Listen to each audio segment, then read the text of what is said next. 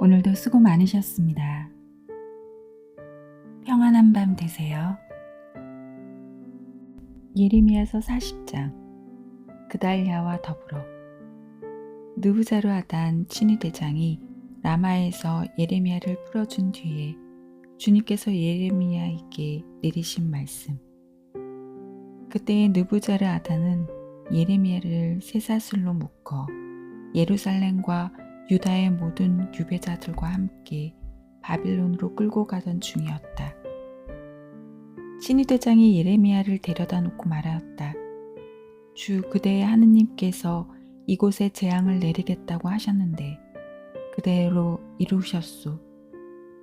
주님께서 말씀하신 대로 하신 것이요. 그대들이 주님께 죄를 지었고 그분의 말씀을 듣지 않았기에 이런 일이 그대들에게 일어난 것이요. 이제 나는 오늘로 그대의 손에 묶인 쇠사슬을 풀어주겠소.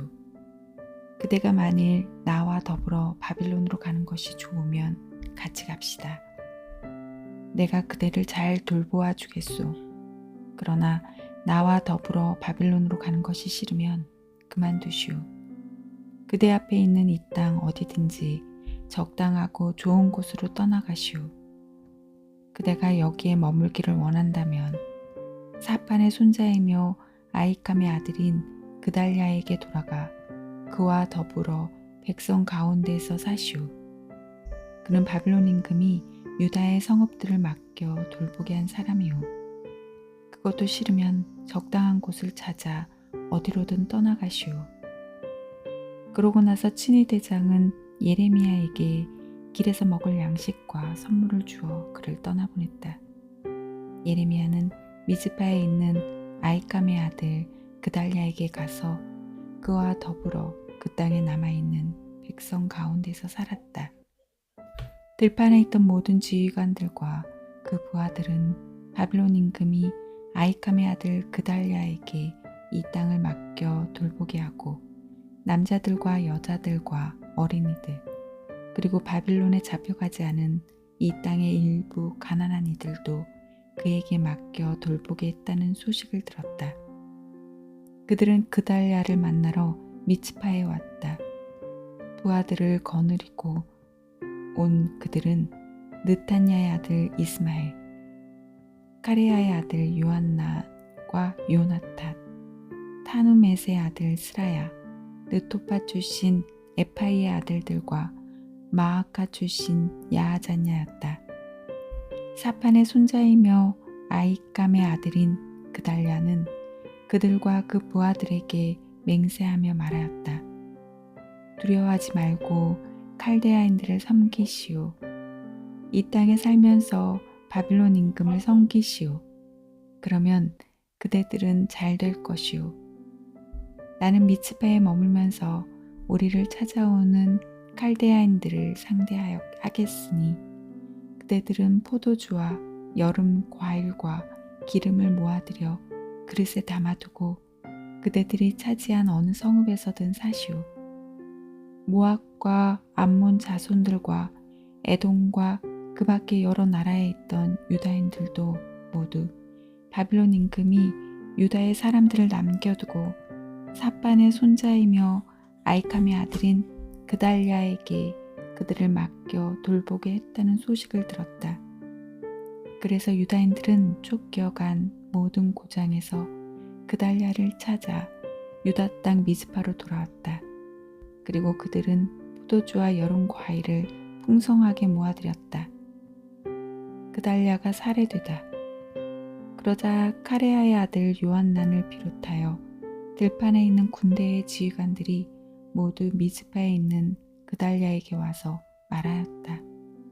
나리께서는 암몬 자손들의 임금 바알리스가 느타냐의 아들 이스마엘을 보내어 나리의 목숨을 빼앗으려 한다는 사실을 모르십니까?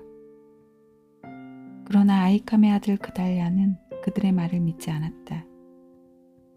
카레야의 아들 요하나는 미츠파에 있는 그달랴에게 은밀히 청하였다. 제가 가서 아무도 모르게 느타냐의 아들 이스마엘을 살해하게 해주십시오. 어찌하여 그가 나리의 목숨을 빼앗아 나리 주변에 모여든 유다인들이 모두 흩어지고 유다의 남은 자들이 망해야 한단 말입니까? 그러나 아히감의 아들 그달랴는 카레아의 아들 요하난에게 그대는 그런 일을 해서는 안 돼요. 그대가 이스마엘에 관해 거짓말을 하고 있는 것이 틀림없소 하고 말하였다.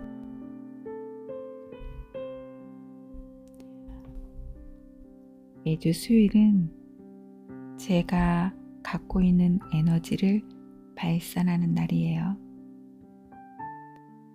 오늘은 김유정 작가의 단편 소설을 뮤지컬로 만든 연습이 있었어요. 그 연기를 잘하는 사람이 저는 아니에요. 늘 같은 톤, 같은 말투, 어떤 캐릭터를 맡아도 결국 저 하나로 수렴되는 아주 전형적인 일반인 연기자랍니다. 그래도 열정만큼은 진심이라서 보는 사람들이 웃기면서도 진지하다고 해요. 저도 그게 좋아요. 웃기지만 진지한 것.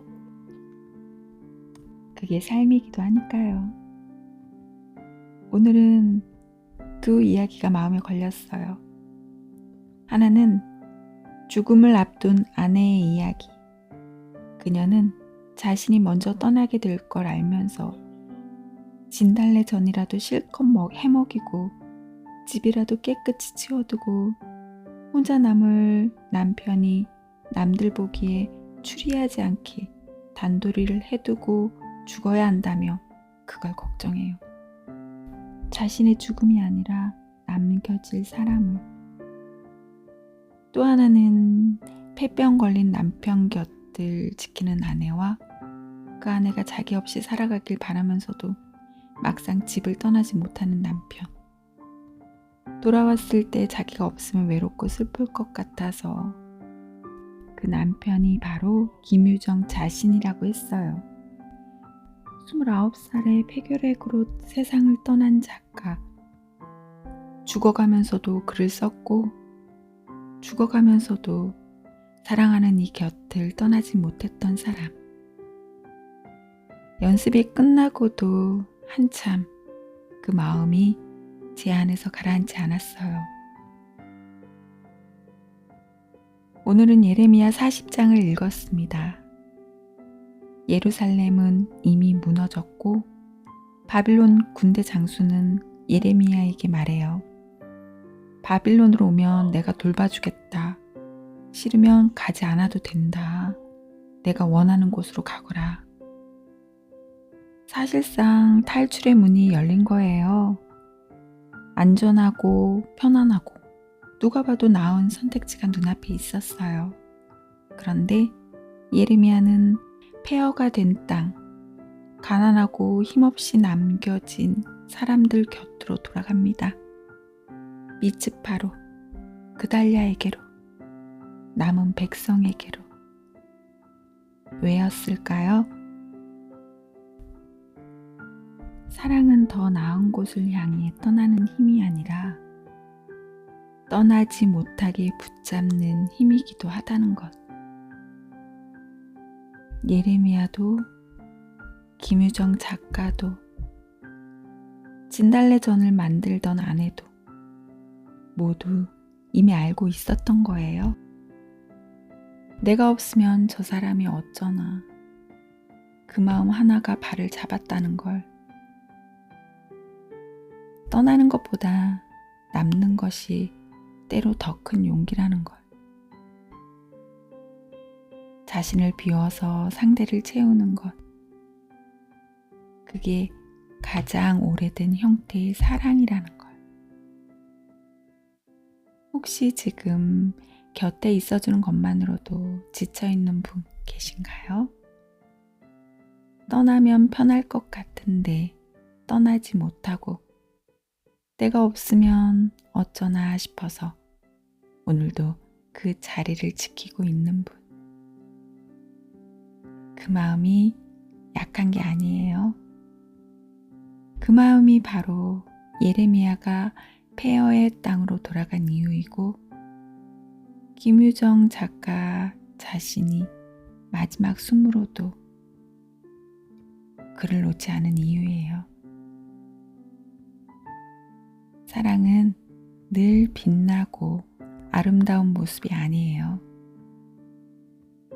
진달래전을 준비하는 떨리는 손일 수도 있고, 떠나야 하는데 문 앞에서 돌아서는 발걸음일 수도 있고, 무너진 땅에 조용히 다시 앉는 예언자의 뒷모습일 수도 있어요. 당신이 오늘 누군가 곁에 남아있다면 그 자체로 이미 충분히 사랑하고 있는 거예요. 하느님도 그렇게 우리 곁에 남아 계시니까요. 폐허 같은 이 자리에도 여전히. 다음 묵상 시간에 또 만나요.